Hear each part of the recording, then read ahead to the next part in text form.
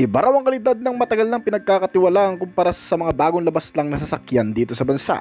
Ngunit paano kung pagsamahin ang dalawang ito? Lumang modelo na nilagyan ng mga makabago at moderno na mas magugustuhan ngayon ng mga Pilipino, lalo na sa mga nagninegosyo. Isang bagong pampamilyang sasakyan na may 10 to 12 seating ang capacity na inilabas lang din ngayong taon ng Toyota Motor Philippines, at yan ang alamin natin kasama ng kabuang presyo nito. Pero bago yun, syempre, kung bago ka pa lamang po dito sa akin channel, baka naman kabigay po bilang subscribe button pati ng notification bell para naman ma-update lagi sa mga video na gagawin ko pa. Alright, simulan na natin to!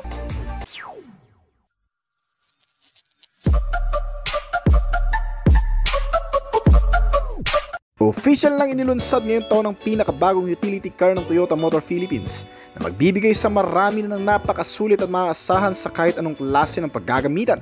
Ang modelong ito na yatang isa sa iyong magugustuhan.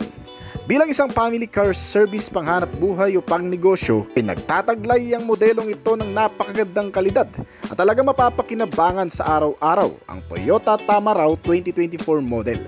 Ay ang bago ngayong pagpipili ang sasakyan mula sa Japanese car automaker at matagal nang kilala ng marami bilang isang praktikal, maasahan, matipid at may kalakasan, at higit sa lahat ay isang matibay na klase ng sasakyan. Nag-evolve ito ngayon sa pinakabagong bersyon at napakamoderno, ngunit dala pa rin na to ang iconic na disenyo na pamana mula sa pinakamatandang lahi nito. Ang signature na disenyo ng front face at boxy type na body configuration, kasama ang mas pinalakas na ngayon na makina nito na available sa dalawang klaseng pagpipilian, gaya ng 2GD-FTB diesel engine at ang TTR-FE gasoline engine.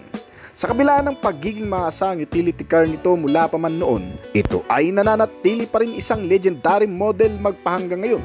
Hindi kasi matatawaran ang binigay nitong pakinabang sa mga taong ginagamit ito bilang isang partner sa negosyo o di naman kaya service sa araw-araw na gumugulong sa loob ng syudad ng Kamaynilaan at sa iba pang mga probinsya dito sa bansa. Tumatagal na klase, kaya naman magpahanggang ngayon bagamat matagal nang naitigil ang produksyon nito, ay may iilan pa ring makikita nito sa kalsada ng Pilipinas. Kaya naman sa bagong henerasyon nito ay nagkaroon muli ng buhay ang modelo sa pinakabagong anyo nito. Mas lumakas ang appearance sa napaka-eleganteng itsura nito. Isang utility van na naiiba sa marami dahil gaya ng dati nilagyan ito ng pinaumbok na harapan na parang nguso sa harap kumpara sa ilang mga brand competitor na flat body front shape lamang, na kung tutusin ay nagbibigay ng dagdag na kaligtasan lalo na sa mga oras ng mga banggaan na kung saan hindi basta-bastang mapupuruhan ng driver at pasahero sa harapan. At malayo ang makina sa harap na upuan kaya hindi mainit sakyan. Mas madaling i-maintenance at napaka-accessible at mas convenient kung titingnan ang ganitong klaseng disenyo ng sasakyan. Dito sa bansa ay inilabas ito sa 5 klaseng variant na pagpipilian at nakadesenyo ang bawat body configuration nito depende sa kung anong klase ng iyong paggagamitan. Pinapagana ang modelong ito ng 2.4 liter diesel o gasoline engine na may 4-cylinder 16-valve dual overhead camshaft at may dalawang klase ng transmission din na pagpipilian. Ang automatic type transmission na may 6-speed variable gear shifting at manual transmission nito na may 5-speed gear shifting naman. Gumagawa ng maximum output na 148 horsepower at 400 Nm ng torque. Ayan naman ang nagagawang estimated na bilis nito ay umaabot ng 170 km/h o higit pa. Ang bagong Toyota Tamaraw ay nakakuha ng mga advanced na teknolohiya gaya ng nasabi natin, sa pagkakaroon ng maraming features na para sa pangkaligtasan pati sa pangsiguridad. Meron itong dalawang concept design na pagpipilian, depende sa iyong magugustuhan, gaya ng isang pickup truck na body type at isang with cabin na klase. Usapang practical, man sa dalawang ito ang piliin mo ay siguradong mapapakinabangan mo pa rin sa kahit saan. Pareho namang versatile ang dalawang klase nito at magagamit mo rin sa hanap buhay, negosyo at kung ano paman. Siyempre yun naman ang main purpose ng modelong ito. Pwedeng pangkargahan ng bagahe o ng mga tao man. Kaya ganun pa rin ang postura, laki ng kabuuang body na parang sa ibang utility. Kaya naman paniguradong lalakas din ang popularity ng Toyota Motor Philippines sa pagkakataong ito. Sa paglabas ng bagong modelo na Toyota Tamaraw ay tiyak na pipilahan din ng marami gaya ng sa ibang mga brand competitor nito. Ayan ang Mitsubishi, Isuzu at Suzuki ay ilan din sa mabentang mga Japanese car automaker dito sa bansa. At ang ilan nga sa mga magiging kakumpetensya nito sa merkado ay ang Mitsubishi L300, Isuzu Travis at Suzuki Carry. Kaya naman, kung nais mong malaman kung karapat-dapat rin nga ba itong Toyota Tamaraw sa mga lineup na yan, ay mas maiging iyo itong pakatutukan hanggang sa katapusan, sapagkat ang bawat detalye na ating babanggitin ngayon ay lubhang mahalaga na tanging itong Toyota Tamaraw 2025 model lamang ang nagdadala. Gaya na lamang ng mga safety features na inilagay sa bagong modelong ito. Hindi kapansin-pansin at hindi halata sa modelo ang pagkakaroon ng mga advanced safety features na gaya nito, ang ABS o Anti-Lock Braking System. Itong modelo ay binahagian ang isang makabagong sistema na yan na suporta para sa paggamit ng preno sa ligtas na paraan. Gaya na lamang ng mga biglaang paghinto sa mga hindi inaasahang pagkakataon o yung mga bigla mong natapakan ng brake. Kinakailangan mo ang anti-lock braking system na kung saan tumutulong dito upang bumitaw ng paunti-unti sa brake pansamantala sa oras ng mga biglaang pagpipreno, na kung saan nagbibigay dito ng mas ligtas at maaasahang paggamit ng brake procedure. Iniiwasan nito ang pagkaskid ng mga gulong na hindi umantong sa pag-ikot o disgrasya ng sasakyan sa kabuuang lakas ng pagpipreno. Isa pa, nakakagulat din na pagkakaroon ng isang safety features na gaya nito na traction control system na inilagay din sa Toyota Tamaraw 2025 model. Isang sistema din na magagamit naman sa isang off-roading, madudulas na kalsada o yung matutubig. Didetect ng sistemang ito ang pagkawala ng traksyon ng mga gulong sa oras na malulubak, na kung saan pinipigilan din ito ang kahihinantungan ng pagkawala ng balanse ng pag-ikot ng gulong sa harapan. Pagkawala sa maneuver, di naman kaya pagkadulas ng sasakyan ay automatic nag-a-apply ng preno sa pagkakataong ito, upang nang sa ganun ay masiguro ang seguridad ng bawat pasahero. Bukod pa dyan, sinamahan din ito ng stability control system para ma-maintain naman ang stability ng sasakyan sa oras ng mga pakurbadang kalsada o malulubak. Lagyan ito ng driver side airbags, passenger at knee airbags para ligtas ang mga sasakay lalo na sa unahan. Sinamahan din ito ng mga parking sensor para sa mas ligtas naman na pagpapark lalo na sa mga masisikip na parkingan. Meron itong parking sensor sa likuran at may kasama na ring camera for better parking assistant. Dahil kahit gaano kalaki ang modelong ito, ay siguradong mapapanatag ka sa mga oras ng pagpapark. At ang ilan pa sa mga advanced na safety features na inilagay din sa modelong ito ay ang Hill Start Assist Control System. Isang sistema naman na tumutulong para mas mapalakas ang kapit ng preno sa oras na mapapahinto mo ito sa mga pataas na lugar o kalsada. Kung sakaling biglang hihinto o kaya matraffic ka sa ganong klase ng kondisyon, ay automatic pa rin mag-a-apply ng brake o susuportahan ang matinding kapit nito para nang sa ganon ay hindi basta-bastang dumaustos pababa ng kalsada itong modelo. Sinamahan din ito ng speed sensing door lock, na kung saan pagdabit nito ang 20 km pataas ay kusang nagsasara o naglalak ang pintuan nito upang nang sa ganun ay hindi basta-bastang mabuksan sa oras na tumatakbo ito ng ganong kabilis. Dahil dito ay talagang ligtas ang mga pasahero nito, lalo na yung mga bata na mahilig magbutingting ng mga pintuan sa oras na tumatakbo. Kasama pa sa ilang mga pangkaligtasan nito ay ang day and night rear view mirror, mga front and side impact beams, crash sensor at mga seat belt na tumutulong upang mas mapanatag ang bawat sakay natin sa araw-araw, lalo na kung gagamitin natin ito sa malalayong biyahe. Kaya naman talagang sobrang upgraded na yan sa pagkakaroon pa lang ng mga bagay na yan. At pag-usapan naman natin ang kabuang kalidad ng build. Meron itong chassis na sobrang tibay at tatag mula sa pamana ng brand na isang klaseng mapagkakatiwalaang manufacturer dito sa bansa na Toyota. Nilagyan ito ng matitibay na klase ng chassis spring na sinamahan din ng matitibay na klase ng suspension sa front and rear na mga naka-double wishbone na may kasamang mga shock absorber at coil spring. Dumaragdag sa pagiging kalmado ng biyahe at komportable sa loob. Mas na-enhance ang capability ng modelo lalo na pati kahit sa malulubak na klase ng kalsadang dadaanan. Meron itong klase ng gulong na naka-tubeless tires na at may kabuang sukat na 15 pulgada. Ang mga brake nito ay nilagyan naman ng mga naka-disc type sa front habang naka-drum brake type naman para sa rear brake nito. Pagdating naman sa manubela, Ito ay nilagyan din ng isang power steering na klase, naka-rack and pinion at di-adjustable na steering column. Ay mamaneho ng maayos ang pang-araw-araw na gamit sa pamamagitan ng mga sistemang ikinabit sa manubela nito. Pagdating naman sa interior base compartment, depende pa rin sa klase at itsura ng body ang pipiliin mo. Kung ang pickup truck na klase, may kasama itong 3 upuan para sa harapan, 2 sa pasahero at 1 sa driver, habang ang isang klase nito ay mayroong 3 sa harapan at hanggang sa 10 naman para sa likuran. Sinamahan ito ng magandang aircon system na may kasama ng auto climate control. Nilagyan ng heater, mga accessories, power outlet para sa pagsasaksakan ng gadget o pagcha-chargean. May mga bottle and cup holder, power window, at nilagyan na rin daw itong modelo ng cruise control system. Mainam naman sa malalayong biyahe, lalo na sa highway, na kung saan binibigyan pagkakataon ng driver na may taas pansamantala ang kanang paa sa oras na tumatakbo ito ng hanggang 60 km/h. Dahil dito kahit hindi ka nakatapak sa accelerator pedal, ay kusa pa rin itong tatakbo sa nakatalagang speed nito sa kabuuan. Kaya naman magagamit ito ng karamihan, lalo na kung umuwi ka pa ng probinsya mula sa Maynila. At isa pa, sinamahan na rin ito ng entertainment o mga libangan sa loob nito, gaya ng mga radyo, CD player, at mga Bluetooth connectivity na maaari mong gawin habang ikaw ay bumabaybay sa napakalayong biyahe. Meron itong TV screen monitor para mapanood mo ang anumang palabas na gusto mong panoorin. Di-touch screen na rin ito kaya sulit na rin. Pagkatapos niyan, ang instrument cluster nitong modelo ay hinaluan ng analog type na klase at isang digital.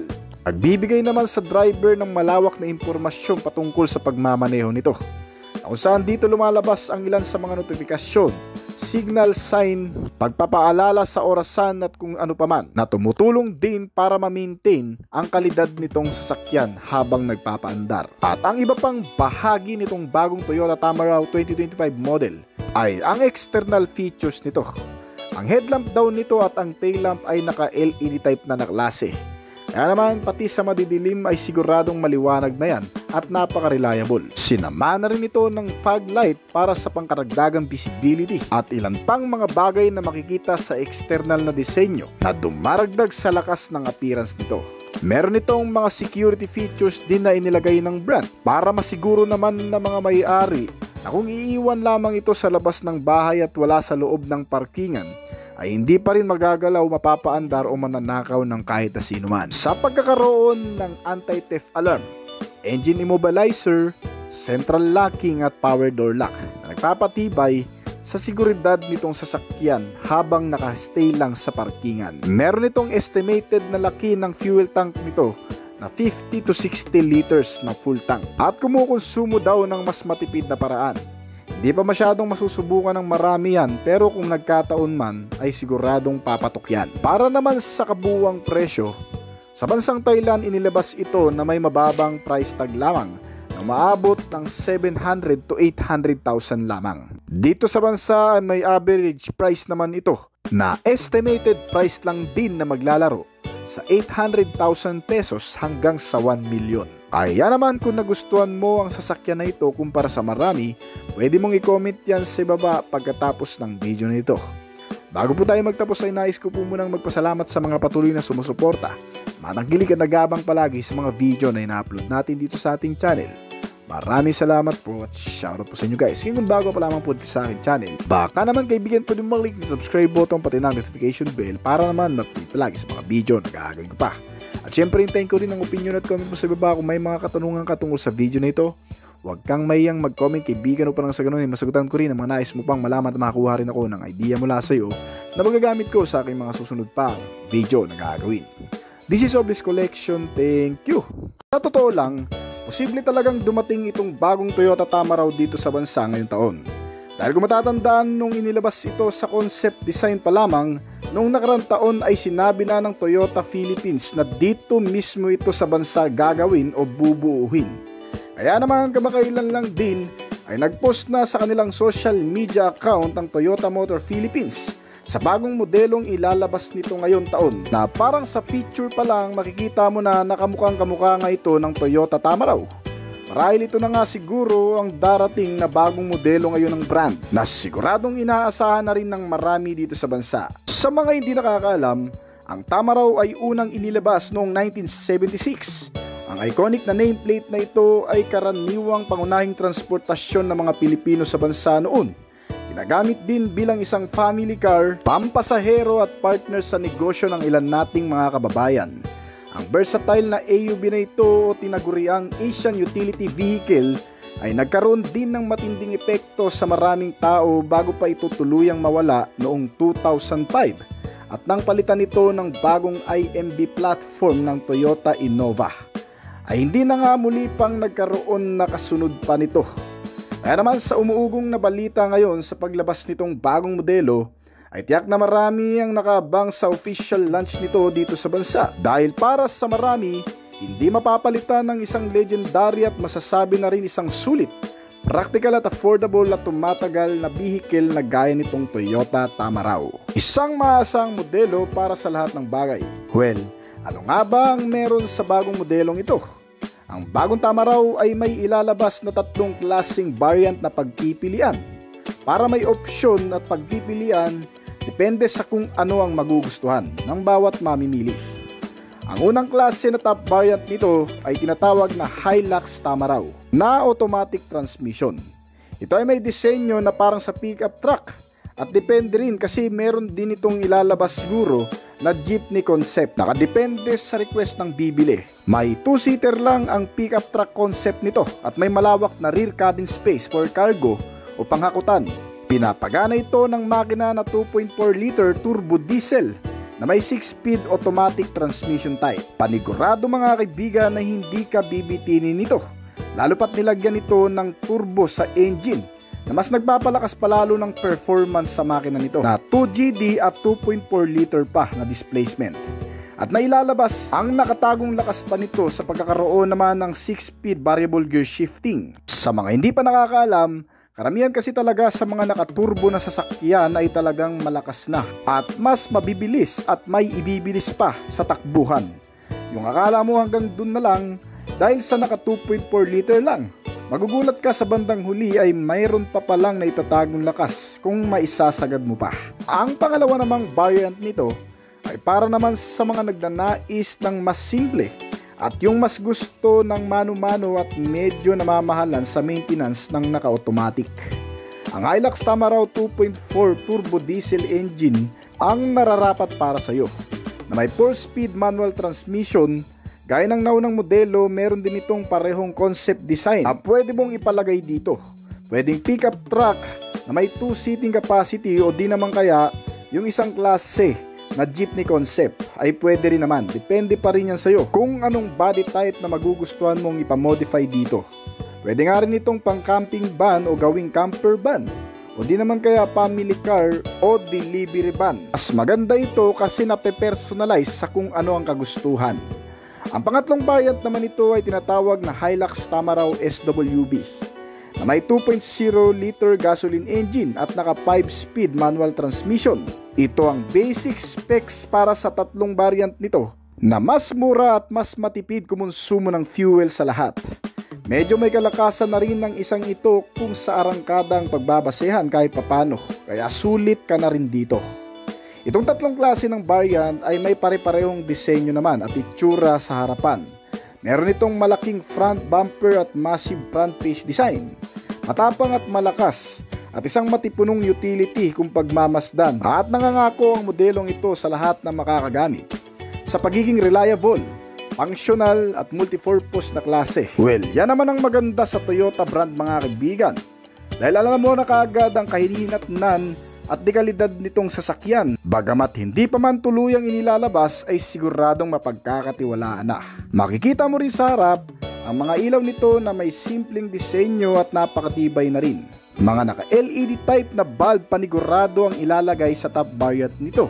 Pagdating sa headlamp at rear combination lamp nito, meron din itong malalaking klase ng sukat ng gulong, maskuladong side profile at matitibay na rin na suspensions.